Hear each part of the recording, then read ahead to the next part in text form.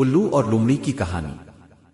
گھنے جنگل کے بیچوں بیچ ایک پرانا برگد کا درخت کھڑا تھا۔ اس کی اونچی شاخوں پر ایک عقلمند الو رہتا تھا جو رات کے وقت جنگل کے سب جانوروں کو مشورے دیتا اور دن میں سکون سے سو جاتا۔ الو اپنی دانشمندی کی وجہ سے جنگل میں مشہور تھا۔ سب جانور اسے استاد سمجھتے تھے۔ اسی جنگل کے کنارے ایک لومڑی رہتی تھی۔ لومڑی بہت چالاک اور موقع پرست تھی۔ وہ ہمیشہ آسان راستہ ڈھونڈتی اور دوسروں کی محنت سے فائدہ اٹھانے کی کوشش کرتی۔ اگر کسی جانور کے پاس کھانا ہوتا تو لومڑی میٹھے بول بول کر چالاکی سے وہ کھانا ہتھیا لیتی۔ ایک دن لومڑی نے سوچا، الو سب جانوروں کو مشورے دیتا ہے، سب اس کی عزت کرتے ہیں۔ اگر میں الو کو بے وقوف بنا دوں تو شاید اس کی عزت کم ہو جائے اور سب مجھے زیادہ اہم سمجھنے لگے۔ شام کے وقت جب الو جاگ رہا تھا اور جانور اس کے پاس اکٹھے تھے، لومڑی بھی آ پہنچی۔ وہ بڑے ادب سے بولی، استاد محترم، میں نے سنا ہے اب دنیا کے سب راز جانتے ہیں، کیا یہ سچ ہے؟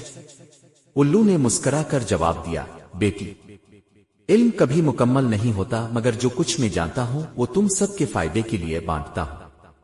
لومڑی نے سر ہلا کر کہا، اگر ایسا ہے تو میں آپ کو ایک سوال پوچھتی ہوں، اگر آپ نے جواب نہ دیا تو مان لیجئے کہ آپ سب کچھ نہیں جانتے۔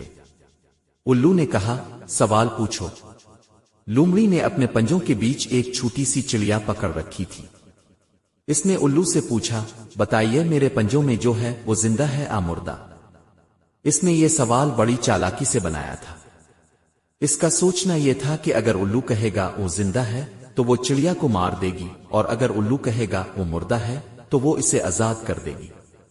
یوں ہر حال میں الو کی بات غلط ثابت ہو جاتی۔ سارے جانور خاموش ہو گئے۔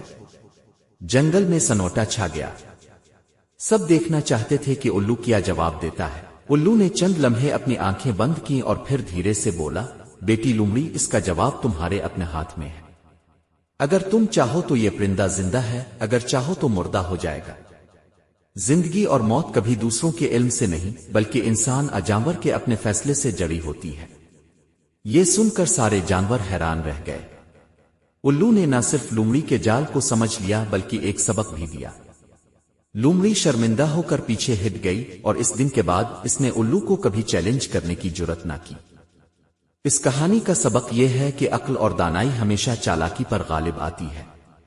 جو دوسروں کو شرمندہ کرنے کی کوشش کرتا ہے اکثر خود ہی شرمندہ ہوتا ہے۔